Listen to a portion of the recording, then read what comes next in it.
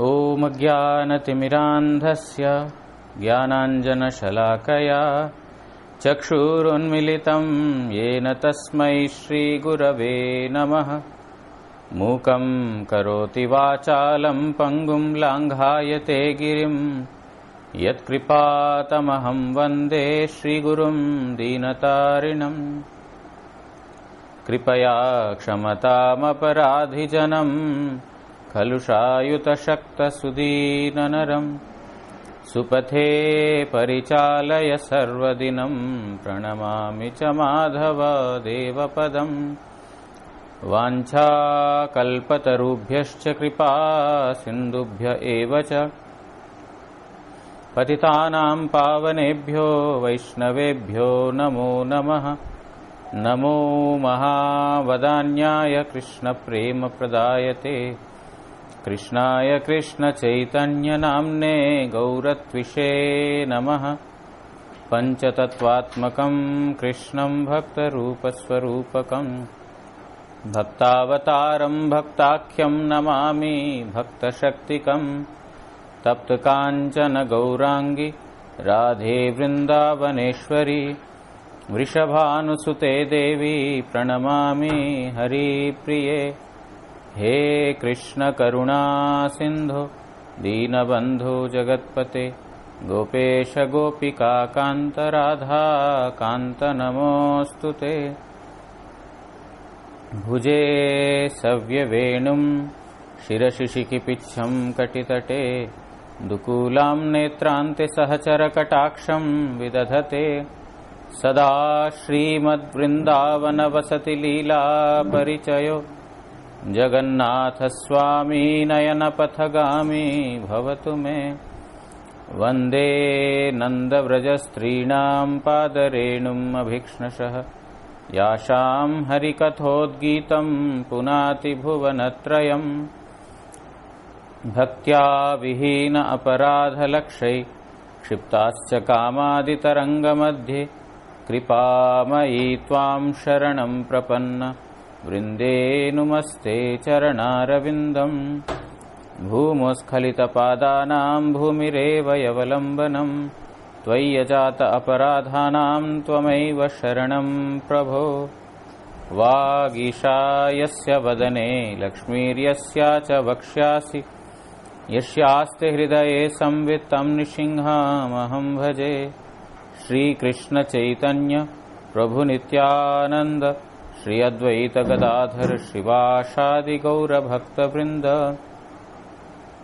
हरे कृष्ण कृष्ण कृष्ण हरे हरे हरे राम राम राम हरे हरे। ग्रंथेरारंभे करि मंगलाचरण गुरु वैष्णव भगवान तीनेर स्मरणे हय विघ्न विनाशन अनायासे हय निज वांछित पूरण।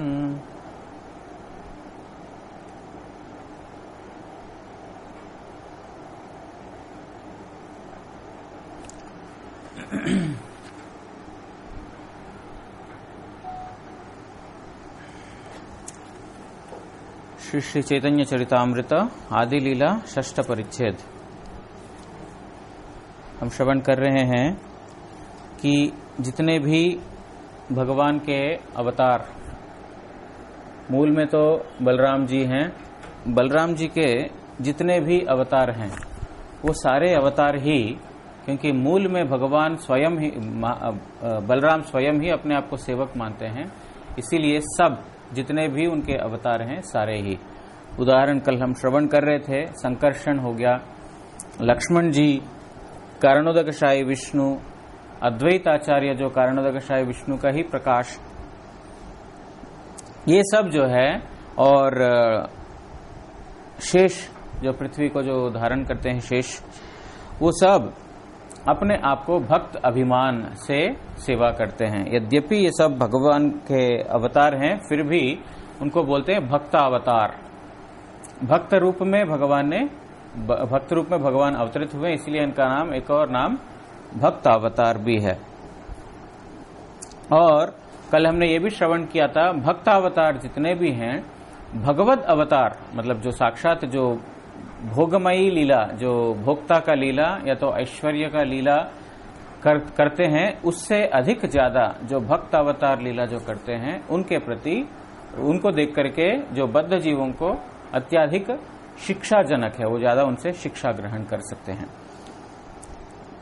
और अद्वैत आचार्य के बारे में हमने श्रवण किया था, क्योंकि ये अध्याय में विशेष रूप से अद्वैत आचार्य की महिमा का गान है। उन्होंने बताया था कि काय मनोवाक्य से,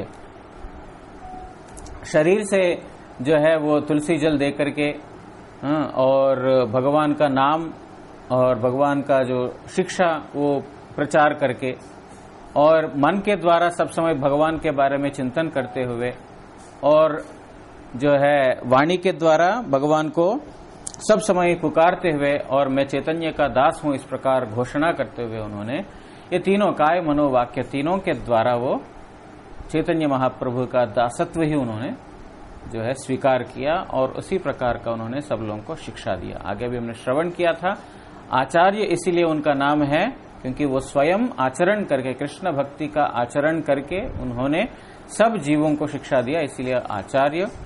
क्योंकि वो महाविष्णु से द्वैत नहीं है, अद्वैत है, एक ही है, इसीलिए उनका नाम अद्वैत, अद्वैत और आचार्य। तो यहां तक कल हमने श्रवण किया था। जो भक्तावतार जितने भी शास्त्र में बताते हैं, वो भक्तावतार जो है वो उनसे बहुत ज्यादा शिक्षा हम ग्रहण कर सकते हैं। अभी हम श्रवण करेंगे 96 से। एकमात्र अंशी कृष्ण अंश अवतार, अंशी अंशे देखी ज्येष्ठ कनिष्ठ आचार।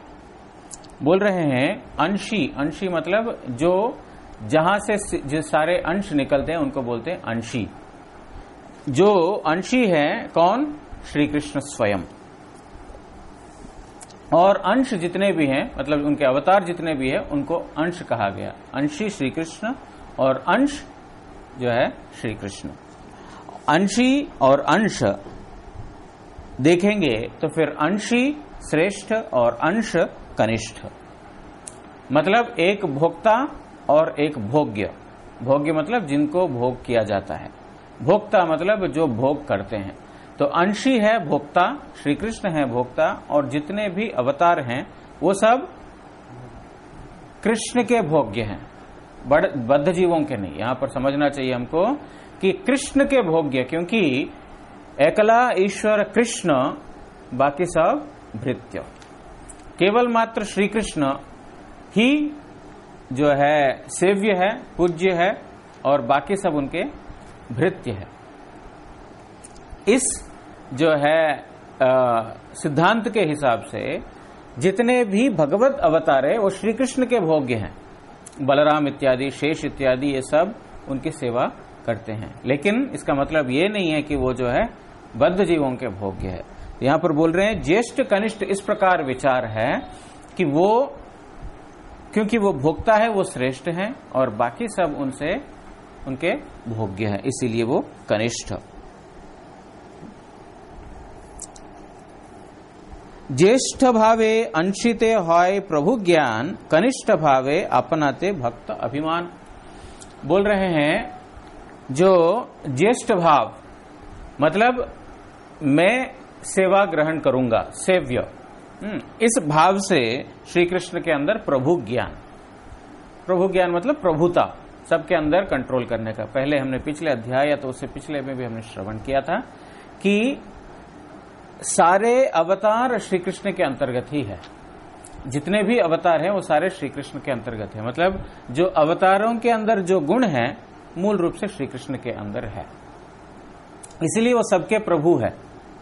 अवतारों के बीच में ऐसा उनका गुण कम है, लेकिन श्री कृष्ण में श्रेष्ठ गुण, मतलब वैकुंठ तक जो है 60 गुण है। जो नारायण है या इतना जितने भी विष्णु के जितने भी सबके अंदर 60 गुण हैं।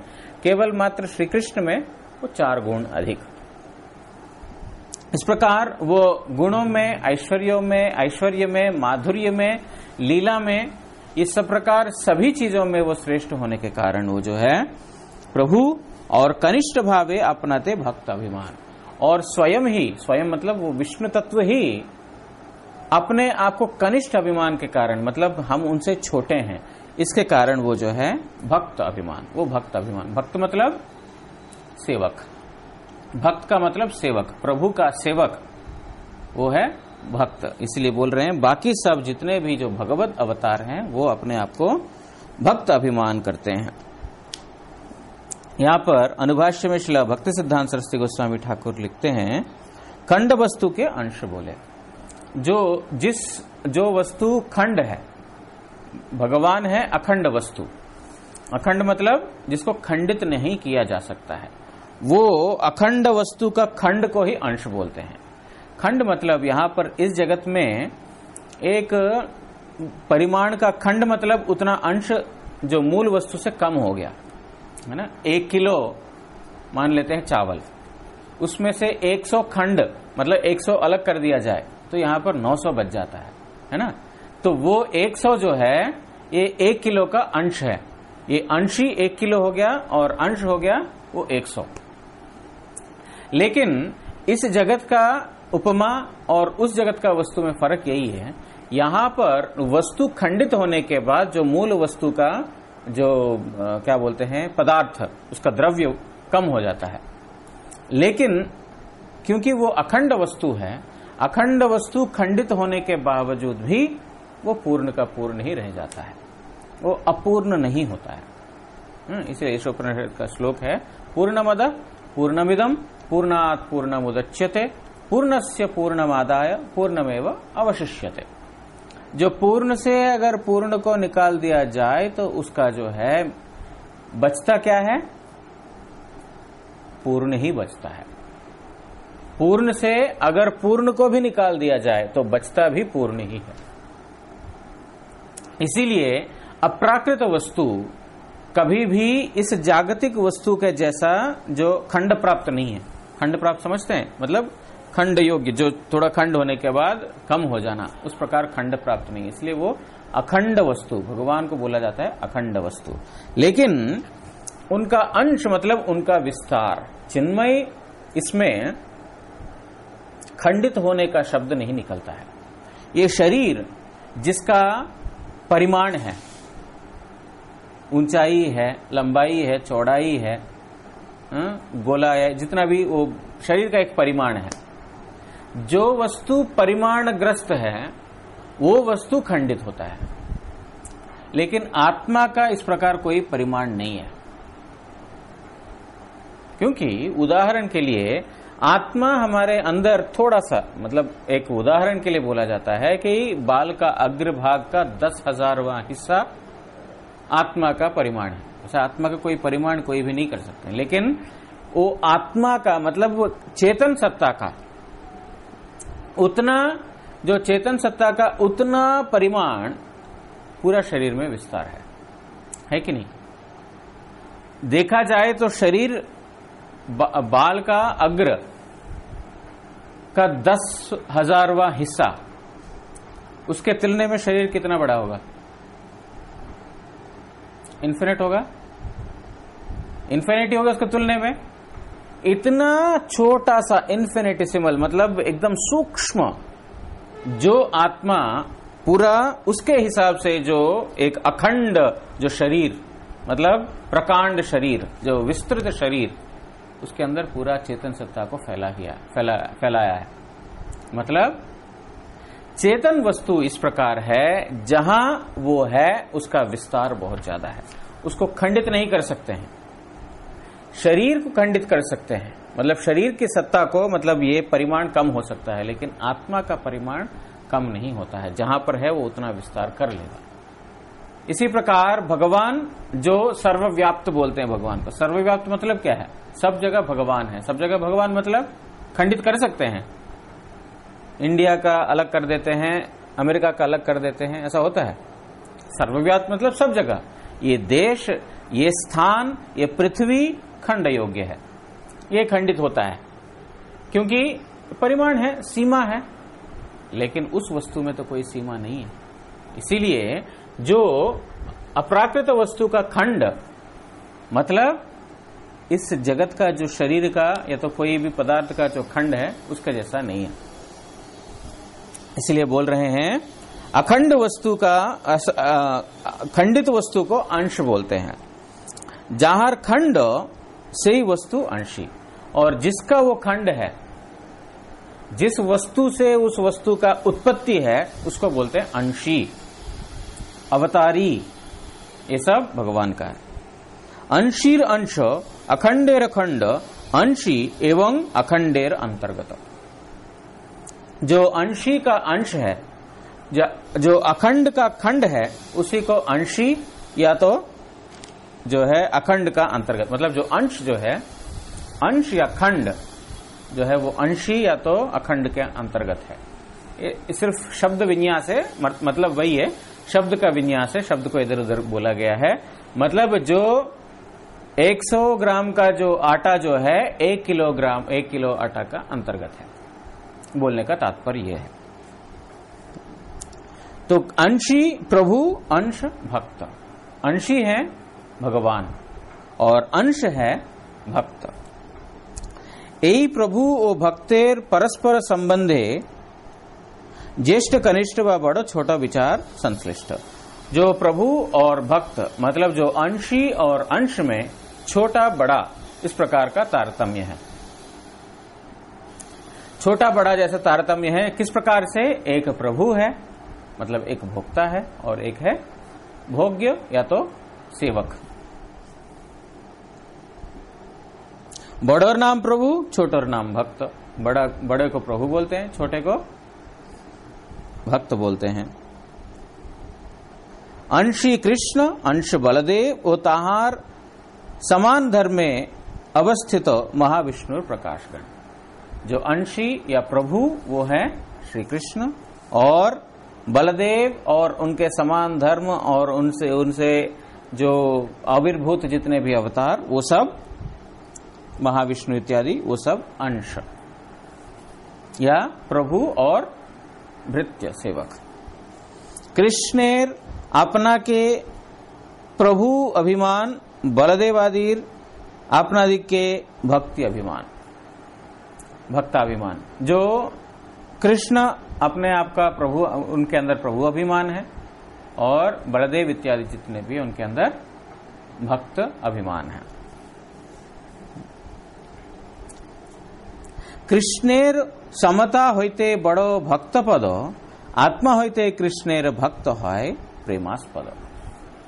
बोल रहे हैं जो अंशी और अंश, कृष्ण अंशी और भक्त जो है अंश, बोल रहे हैं कृष्ण से के साथ समता से भी श्रेष्ठ स्थान है भक्तों का स्थान। कृष्ण के साथ समता मतलब कृष्ण के अंदर ऐक्य होना, या तो कृष्ण का जो समान जो विष्णु अवतार जितने भी हैं उनसे भी श्रेष्ठ है भक्त पद, मतलब भक्त का पोस्ट। क्योंकि भक्त अत्याधिक भगवान का सेवा करके, उनके कृपा का भाजन होकर के इस प्रकार वो आनंद आस्वादन करता है। हमने पहले श्रवण किया था 2 अध्याय पहले, जो चैतन्य महाप्रभु का इस जगत में अवतरित होने का मुख्य कारण के अंतर्गत, कि मेरे सेवक इस प्रकार क्या आनंद प्राप्त करते हैं, मेरे अंदर ऐसा क्या माधुर्य है कि केवल मात्र श्रीमती राधा रानी संपूर्ण रूप से अनुभव कर रही हैं, और जिसको मैं स्वयं ही अनुभव नहीं कर पा रहा हूं। और मेरे सेवक सेव्य में होने के बावजूद सेवक का सेवा प्राप्ति करके मुझे ज्यादा आनंद होना चाहिए, लेकिन सेवक का मेरे से ज्यादा आनंद हो रहा है। ये किस प्रकार संभव है? ये तीनों कारण को लेकर के भगवान स्वयं महाप्रभु के रूप में अवतरित हुए। मतलब भक्त बनकर भगवान स्वयं को आना पड़ा, क्योंकि भक्त का जो पोस्ट है भगवान का पोस्ट से श्रेष्ठ है। ये स्वयं भगवान ही बोलते हैं, बोल रहे हैं आत्मा होते कृष्णेर भक्त है प्रेमास्पद। स्वयं को इतना प्यार नहीं करते हैं जितना भक्तों को प्यार करते हैं श्री कृष्ण। इसीलिए भगवान के साथ समता, भगवान के साथ ऐक्यता, या भगवत जो अवतार जितने भी हैं उनसे श्रेष्ठ हैं भक्त अवतार। प्रभुपाद जी यहां पर टीका में लिखते हैं, कृष्ण साम्य विचार अपेक्षा कृष्ण भक्त पद अर्थात कृष्णेर सेवा अर्थात भक्तेर कृष्ण सेवा श्रेष्ठ। बोल रहे हैं कृष्ण के साथ साम्य अवस्था, मतलब कृष्ण के साथ समान अवस्था, या तो कृष्ण के अंदर मिलित होने का जो सायुज्य अवस्था, उससे उस विचार से श्रेष्ठ है कृष्ण भक्त का पदवी। क्योंकि श्री कृष्ण का भक्त का पद जो है, श्री कृष्ण की सेवा अत्यधिक श्रेष्ठ होने के कारण उनका भक्त का पोस्ट उससे श्रेष्ठ है कृष्ण साम्यता से। मतलब कृष्ण के अंदर मिलित होना, या तो भगवान के अंदर सायुज्य मुक्ति प्राप्त करने की जो इच्छा है, उसके अपेक्षा भक्त बनने की इच्छा श्रेष्ठ है। जेहेतु कृष्ण निजेर स्वार्थेर प्रति जे प्रकार प्रेम विशिष्ट तद अपेक्षा ताहार सेवकेर प्रति इतनी अधिकतर प्रेमवान। क्योंकि जो अपना स्वार्थ के लिए जो काम करते हैं, उससे ज्यादा भक्तों के स्वार्थ के लिए, भक्तों की इच्छा के लिए करते हैं, क्योंकि उनके प्रति ज्यादा प्रेमवान है। जैसे मथुरा वृंदावन धाम में जो सारे सखा लोग बोलते कन्हैया मक्खन खाने का मन है, कैसे खाएंगे? कोई गोपी के घर जाकर के चोरी करके खाएंगे। तो भगवान श्री कृष्ण मक्खन, जबकि उनको कोई मक्खन का कोई कमी नहीं है, लेकिन भक्तों की अपना इच्छा पूर्ति करने के लिए कन्हैया थोड़ा खाते हैं मक्खन, वहां वो जो गोपी है ना, उसके घर में अच्छा मिलता है। और वो गोपी भी चाहती हैं कि श्री कृष्ण आए हमारे घर में आकर के मक्खन चोरी करें।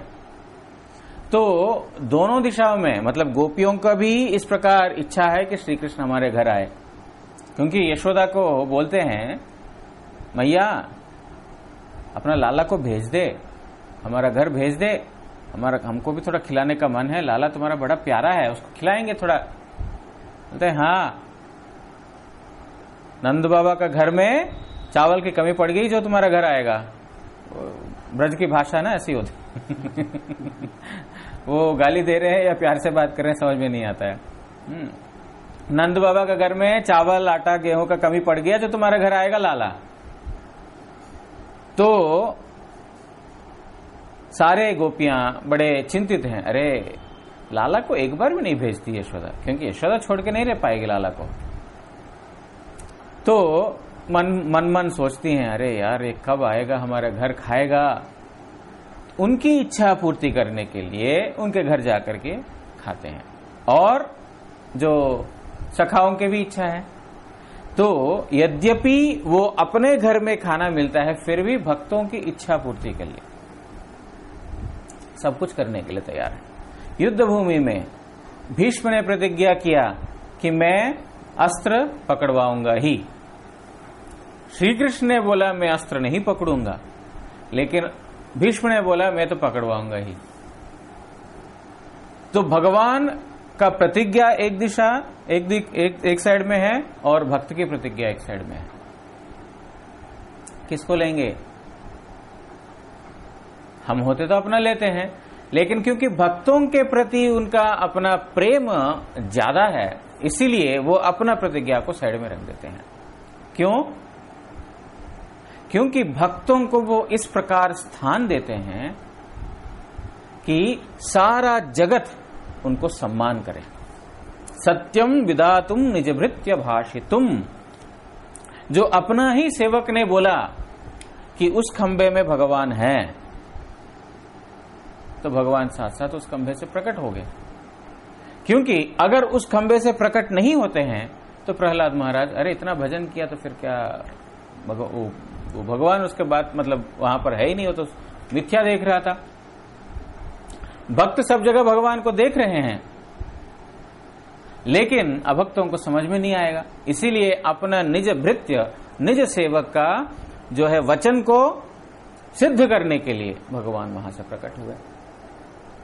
अपना जो भक्त, जो भीष्म के वचन को पूरा करने के लिए उन्होंने अस्त्र भी पकड़ लिया, रथ की पहिया उसको पकड़ लिया। तो इस प्रकार, इसीलिए गीता में भी भगवान बोलते हैं कौन्तेय प्रति जानी ही नमे भक्त्या प्रणश्यति। कौन्तेय हे कुंती पुत्र, सबको बोल दो कि मेरे भक्तों का पतन नहीं है, मेरे भक्त कभी भी गिरता नहीं है। वहां पर विश्वनाथ चक्रवर्ती ठाकुर टीका में लिखते हैं, अब कृष्ण तो बोल सकता है, खुद ही तो बोल सकता है, गीता इतना बोल रहा है तो डायरेक्टली बोल सकता है कि मेरे भक्तों का पतन नहीं है। तो अर्जुन को क्यों बोल रहे हैं? अर्जुन तुम बताओ, सबको बता दो कि मेरे भक्त का पतन नहीं है। इसीलिए क्योंकि भगवान अपने वचन से मुकर सकता है, भक्तों का वचन रखने के लिए, भक्तों का वचन रखने के लिए अपना वचन से मुकर सकता है। लेकिन जब भक्त ने बोल दिया, भगवान इधर उधर नहीं होंगे। इसलिए कौन्तेय तुम बताओ, तो सब लोग उसको स्वीकार भी करेंगे। इसीलिए जो भगवान अपने आप को जो प्रेम करते हैं, उससे ज्यादा भक्तों को प्रेम करते हैं। इसीलिए बोल रहे हैं तदपेक्षा ताहार सेवकेर प्रति तिनी अधिकतर प्रेमवान, सेवकों के प्रति ज्यादा प्रेमवान है वो। श्रीमद् भागवत नवम स्कंदो चतुर्थ अध्याय साधवो हृदय मह्यम साधुनाम हृदयंतहम मदन्यत्ते न जानन्ति नाहम तेभ्यो मनागपि। जो दुर्वास मुनि को दुर्वास मुनि जब सब जगह पूरा सारा ब्रह्मांड में घूम करके ब्रह्मा जी शिव जी के पास भी जा करके फाइनली विष्णु के पास जाते हैं। अम्बरीश महाराज को उन्होंने कृत्या नामक दैत्य को जो प्रकाशित करने के बाद कृत्या मर गया और उसके बाद जो है वो उसके पीछे भागते भागते वो वहां तक लेके गया, वैकुंठ धाम तक। जो वैकुंठ धाम में श्री कृष्ण भगवान स्वयं बोल रहे हैं ये दुर्वासा को, साधवो हृदयम मह्यम, मैं साधु का हृदय हूं। भगवान स्वयं बोल रहे हैं मैं साधु का हृदय हूं, साधु नाम हृदयंतहम, और साधु लोग मेरे हृदय के अंदर रहते हैं। भगवान बोल रहे हैं मैं साधु का हृदय हूं, साधु के हृदय के अंदर हूं नहीं, मैं साधु का हृदय हूं, मैं ही साधु का हृदय हूं और मेरे हृदय के अंदर साधु सब समय वास करते हैं। मतलब हृदय के अंदर वास करना मतलब क्या है? अत्यंत प्रिय, साधु मेरे अत्यंत प्रिय है। बोल रहे हैं मदन्यत्ते ना जानन्ति, मेरे अलावा वो और किसी को जानते नहीं है। साधु लोग मुझे छोड़कर और किसी को जानते नहीं है, और ना हम तेभ्यो मनागपि, और मैं भी उनको छोड़ करके और किसी को जानता नहीं हूं। मुझे नहीं जानते हो? जानता नहीं है। मेरे भक्त लोगों को छोड़ करके मैं किसी को जानता ही नहीं हूं। मतलब इसी वचनों के द्वारा हम समझ सकते हैं कि भगवान अपने भक्तों को कितना प्यार करते हैं, कितना प्रीति करते हैं। वो स्वयं को भी इतना प्यार नहीं करते हैं जितना भक्तों को करते हैं। इसलिए मूल श्लोक में बोल रहे हैं कृष्ण समता से जो है श्रेष्ठ है भक्त पद, क्योंकि अपने आप को जो प्यार करते हैं उससे ज्यादा अधिक से ज्यादा जो है भक्तों को प्यार करते हैं। आत्मा होते कृष्ण भक्ते बड़ो करी माने, इहाते बहुत शास्त्र वचन प्रमाणे। अपने आप से श्री कृष्ण अपने आप से भक्तों को वो बड़ा समझते हैं। वो भगवान स्वयं अपने आप से भी बड़ा भक्तों को समझते हैं। इसीलिए जब द्वारका लीला में नारद जी आए, नारद जी की परिचर्या की उन्होंने। अपना भक्त सुदामा आया, सुदामा का भी उन्होंने परिचर्या की, है ना। क्योंकि भक्त जहां पर है अपने से भी अधिक प्रेम स्नेह उनका भक्तों के प्रति। बोल रहे हैं अपने आप से ज्यादा भक्तों को बड़ा मानते हैं। इसीलिए यही बात बहुत शास्त्रों में प्रमाण रूप में बताया गया। जितने भी शास्त्र हैं सब शास्त्रों में इस बात को प्रमाणित किया है कि भक्त भगवान से बड़े हैं, है ना। ये भी है ना, मद भक्ता पूज्याभ्यादिका, मेरे भक्त की पूजा मेरी पूजा अपेक्षा ज्यादा है। और शिव जी पार्वती जी को बोलते हैं क्या? आराधना नाम सर्वेशाम विष्णुर आराधनम परम, तस्मात् परतरम देवी तदीया नाम समर्चनम। आराधना, जितने प्रकार की आराधनाएं, सब आराधनाओं में श्रेष्ठ क्या है? विष्णु की आराधना है।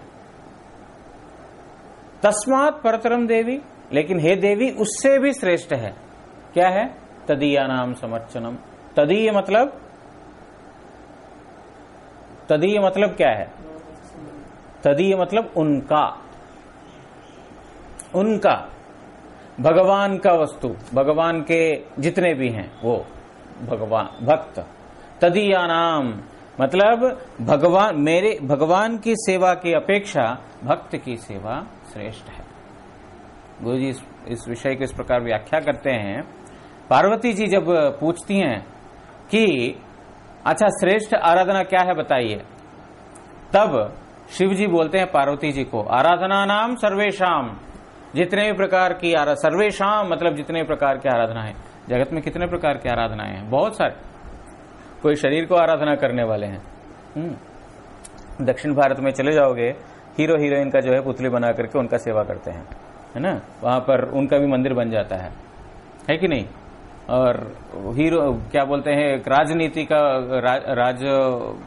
राजनीतिक प्रतिनिधि को जो है उसका एक पुतला बन जाता है, मूर्ति बन जाता है और वहां पर पूजा करते हैं। ये सब शरीर के पूजा करने वाले हैं। और कोई अन्य देवी देवताओं को पूजा करते हैं। बहुत प्रकार की आराधनाएं हैं, लेकिन सब आराधनाओं में श्रेष्ठ है विष्णु की आराधना। तो गुरुजी बोलते हैं वहां पर पार्वती देवी थोड़ा सा संकोचित हो जाती है। अरे मैं तो विष्णु की आराधना करती नहीं हूं, तो मेरे तो बहुत निम्न आराधना है मेरी। तो उसके बाद शिव जी बोलते हैं कि तस्मात् परतरम देवी, उससे भी श्रेष्ठ एक है देवी।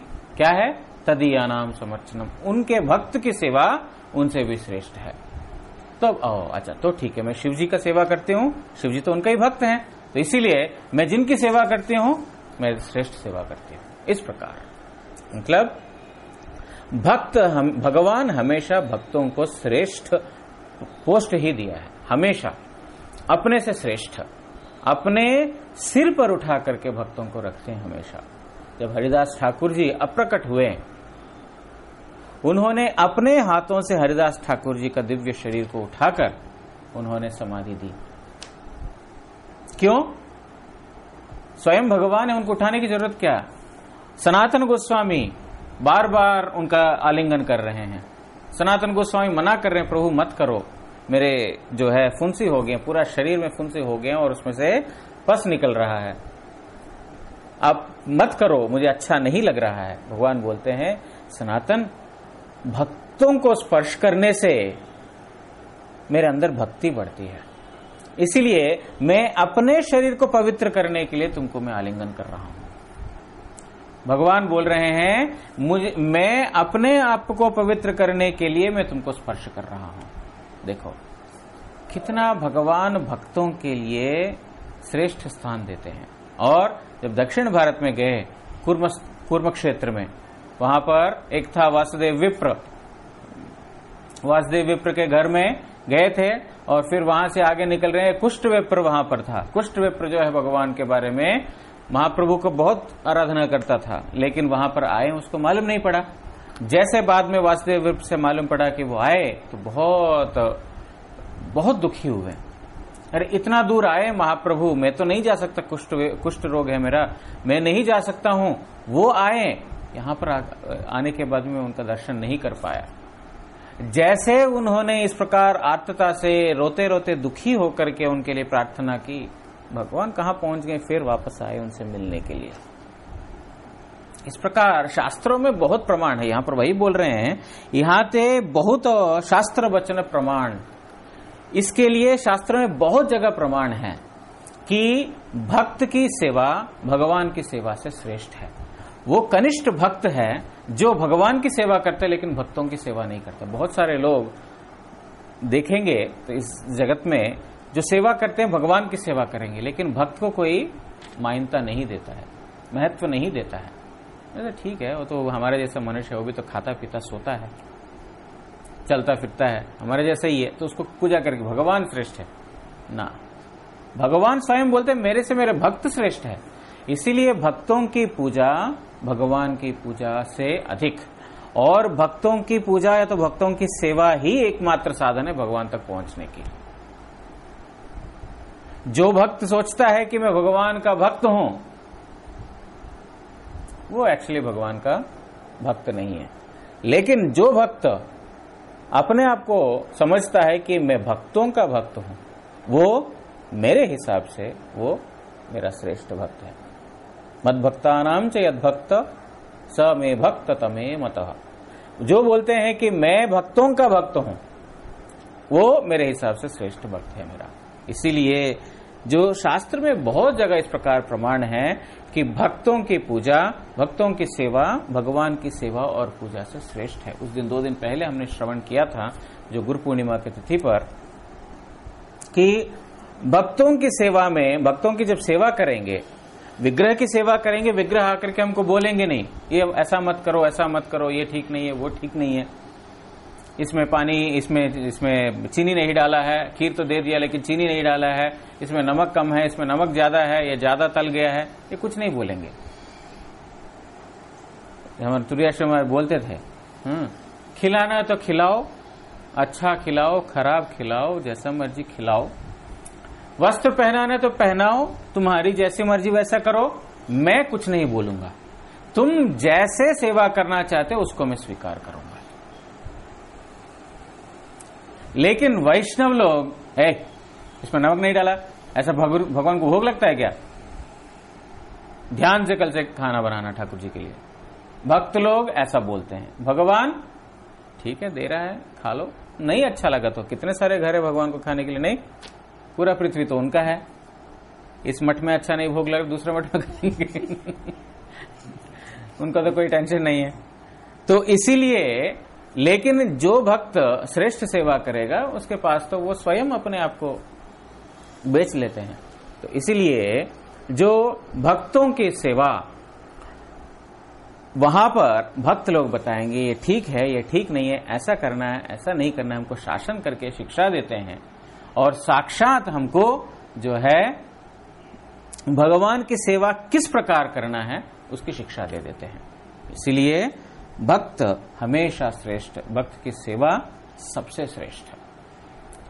जब गोवर्धन पर्वत उठाया उस लीला के द्वारा भी भगवान ने यही दर्शाया, शैलोष्मी अहम, मैं ही शैल हूं, मैं ही ये पर्वत हूं। ये 2 अवतार हैं, गोवर्धन जी स्वयं भगवान और भक्त, 2 रूप दोनों में उसको परिगणित है, मतलब दोनों में गिना जाता है, भक्त में भी और जो विषय वस्तु में भी। जब इतने सारे ब्रजवासियों ने भोग लगाया तो उन्होंने चिल्लाया शैलोष्मी हम, मैं ही शैल हूं, मैं ही ये पर्वत हूं, ऐसा करके अपना पर्वत से अपना सारा हाथ उठाया, उठा करके सारा जो है एक के बाद एक करने खाने लग गया। इस प्रकार जो भगवान भक्त रूप में, उसके माध्यम से वहां पर गुरु जी बोलते थे इस बात को, वहां पर उस गोवर्धन लीला के द्वारा भगवान ने यही दर्शाया कि स्वयं भगवान भक्त की सेवा कर रहे हैं। गोवर्धन भक्त है, वो स्वयं भोग्य है, भोक्ता है, लेकिन फिर भी वो गोवर्धन जी की सेवा कर रहे हैं, गोवर्धन जी की परिक्रमा लगा रहे हैं, गोवर्धन जी की भोग लगा रहे हैं, मतलब भक्तों की सेवा कर रहे हैं। सबको दर्शाया भक्त सेवा किस प्रकार अधिक है। और गुरु जी बोलते थे विशेष रूप से वो दिन कि हमारा गुरु महाराज जी, गुरु जी बोलते थे हमारे गुरु महाराज गोवर्धन पूजा के दिन स्वयं सबको परिवेशन करते थे। हम बोलते थे गुरु जी बैठ जाइए, ना ना आज तो भक्तों का सेवा का दिन है, भगवान ने स्वयं भक्तों की सेवा की आज के दिन, इसीलिए सबको भक्तों का सेवा करेंगे। जो भगवान ने हमको आदेश के आदर्श, स्वयं आदर्श के द्वारा उन्होंने जो शिक्षा दिया उसको पालन करना चाहिए। इसलिए वो स्वयं गुरु जी बोलते थे, स्वयं वो परम गुरु जी अपने हाथों से परिवेशन करते थे गोवर्धन पूजा के दिन, क्योंकि भक्तों की पूजा श्रेष्ठ पूजा है। बहुत सारे लोग समझते नहीं है, मानते नहीं है, भगवान से हमारा डायरेक्ट कनेक्शन है, बीच में कोई आदमी की जरूरत क्या है। अरे आदमी तो भगवान ने भेजा, डायरेक्ट अमेरिका के साथ कनेक्शन मिल जाएगा, फ्लाइट है, पैसा है, मिल जाएगा। बीच में एम्बेसडर है, वो तो परमिशन देना पड़ेगा, वो एम्बेसडर तो अमेरिका ने भेजा, उसी प्रकार गुरु जी, भगवान ने गुरु जी को भेजा, भक्तों को भेजा, भक्तों की सेवा नहीं करेंगे तो फिर वीसा नहीं मिलेगा। तो वीसा के लिए वही एक जो है रास्ता। इसलिए बोल रहे हैं श्री कृष्ण अपने से ज्यादा अपने भक्तों को मानते हैं। शास्त्रों में बहुत जगह इसका प्रमाण मिल जाएगा। अरे बाबा, चलो एक प्रमाण तो सुन लेते हैं। एक श्लोक यहाँ पर बहुत सुन लिया, लेकिन यहाँ पर जो दिया वो सुन लेते हैं। न तथा मे प्रियतम आत्मयोनिर न शंकरः न संकर्षणो न श्री न वै आत्मा च यथा भवान।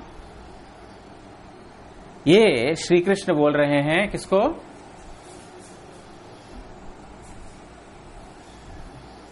नहीं पता? अब तो शास्त्र बहुत सारे श्लोक आपको पता है। उद्धव को बोलते हैं, उद्धव को बोल रहे हैं, हे उद्धव, ब्रह्मा, संकर्षण, लक्ष्मी सबको छोड़ दो। स्वयं मैं भी मेरे को इतना प्यार नहीं करता हूं जितना तुम जो मेरा भक्त हो जो प्यार करता हूं। तुमको जितना प्यार करता हूं जो मेरा भक्त हो, उतना मैं ना ब्रह्मा को करता हूं, संकर्षण को करता हूं, ना लक्ष्मी को करता हूं। ये सबको छोड़ दो, मैं अपने आप को भी इतना प्यार नहीं करता हूं जितना अपने भक्तों को प्यार करता हूं।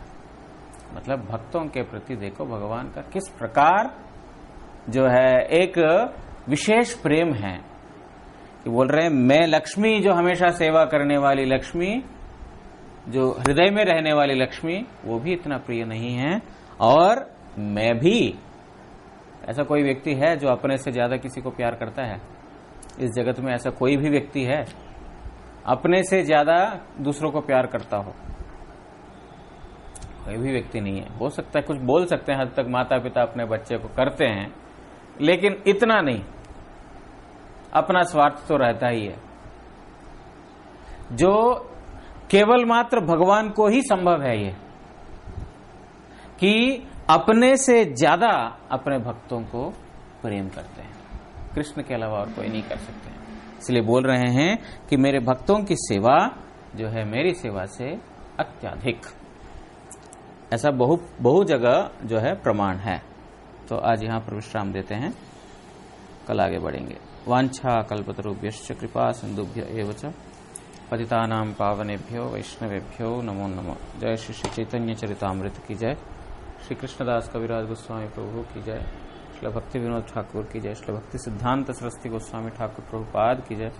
परमारतम श्री परम गुरुदेव की जय। परमारतम श्री गुरुदेव की जय। गौर प्रेमानंदे हरि।